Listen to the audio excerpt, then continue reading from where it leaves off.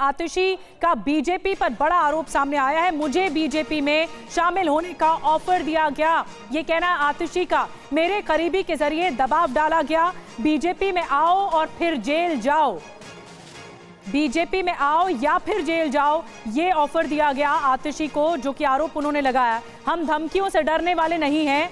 आम आदमी पार्टी के कुछ और नेताओं को गिरफ्तार किया जा सकता है, ये भी आशंका आतिशी ने जताई है। पहले उन्होंने आम आदमी पार्टी के सारे शीर्ष नेतृत्व को अरेस्ट करके जेल में डाल दिया। पहले सत्येंद्र जैन जी की गिरफ्तारी हुई, फिर मनीष सिसोदिया जी की गिरफ्तारी हुई, फिर संजय सिंह जी की गिरफ्तारी हुई, और अब दिल्ली के मुख्यमंत्री अरविंद केजरीवाल जी को भी गिरफ्तार कर लिया गया है। अब भारतीय जनता पार्टी का ये इरादा है कि आने वाले 2 महीने में लोकसभा चुनाव से पहले वो आम आदमी पार्टी के 4 और नेताओं को गिरफ्तार करने वाले हैं।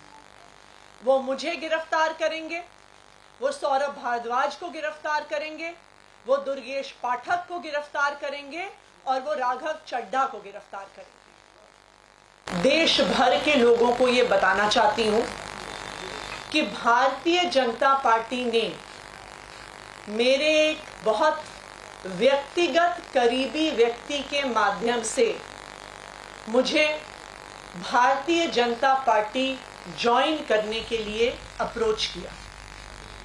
मुझे ये कहा गया कि या तो मैं भारतीय जनता पार्टी ज्वाइन कर लूं, अपना पॉलिटिकल करियर बचा लूं, अपना पॉलिटिकल करियर बढ़ा लूं, और अगर भारतीय जनता पार्टी नहीं ज्वाइन करी तो आने वाले 1 महीने में ईडी द्वारा मुझे गिरफ्तार कर लिया जाएगा।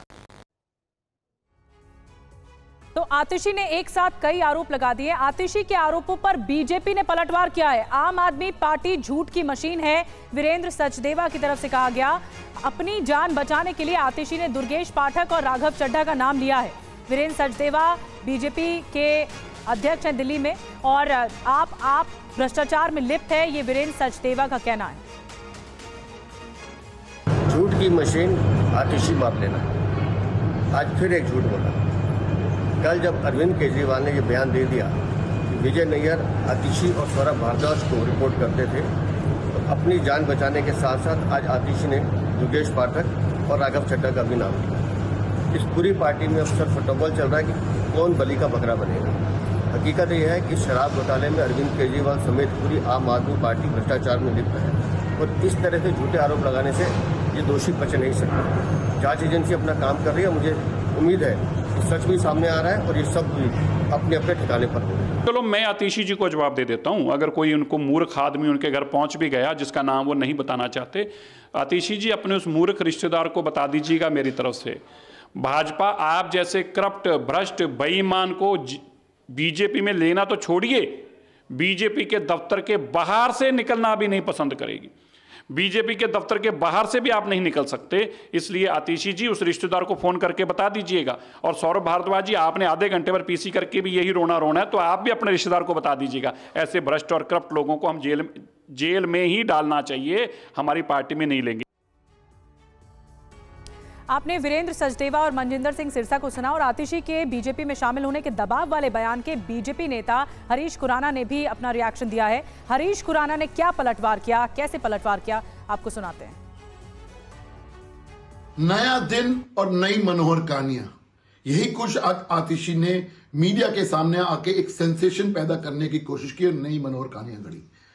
चुनौती है आतिशी जी, नाम बताइए, अन्यथा आज भारतीय जनता पार्टी का प्रतिनिधिमंडल आज पुलिस कमिश्नर से मिलकर एक बार फिर आपकी कंप्लेन का दर्ज करेगा। ये ऐसे चलने वाला नहीं है, इसलिए मुद्दों को भटकाइए मत। आप जो ये सेंसेशन पैदा करने की कोशिश की, चलने वाला नहीं है। दिल्ली की जनता और हिंदुस्तान की जनता देख चुकी है कि किस प्रकार से आप भ्रष्टाचार के मुद्दे को डाइवर्सिफाई करने की कोशिश करें। कि किसी प्रकार से अपने से दोष हटाकर किसी और को बलि का बकरा बनाना, और ये तो उनकी पुरानी आदत है।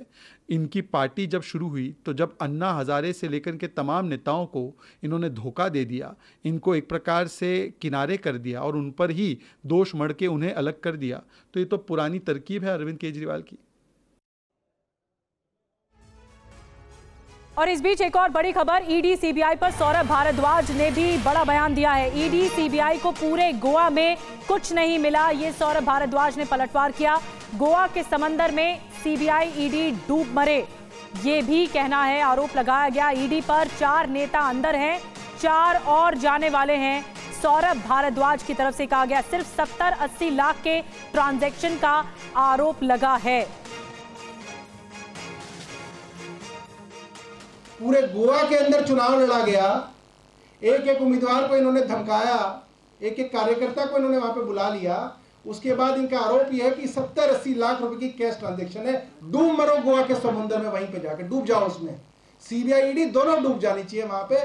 तुमको कुछ नहीं मिला, पूरे गोवा के अंदर चुनाव लड़ा और कह रहे 70-80 लाख रुपए की जो है कैश ट्रांजैक्शन है, ये आरोप है। इसलिए हजारों करोड़ का घोटाला हो गया।